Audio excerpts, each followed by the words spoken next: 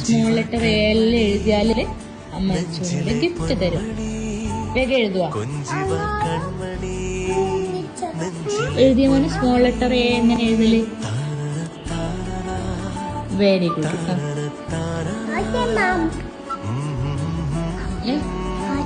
എഴുതിയ ഫിനിഷ് ആക്കിയ എഴുതിയത് അല്ലേ? ഇനി കാണിച്ചു തരാം.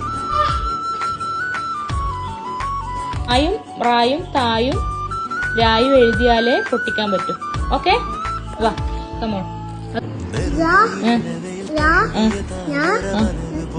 Very good. വേഗം എഴുതിക്കോ.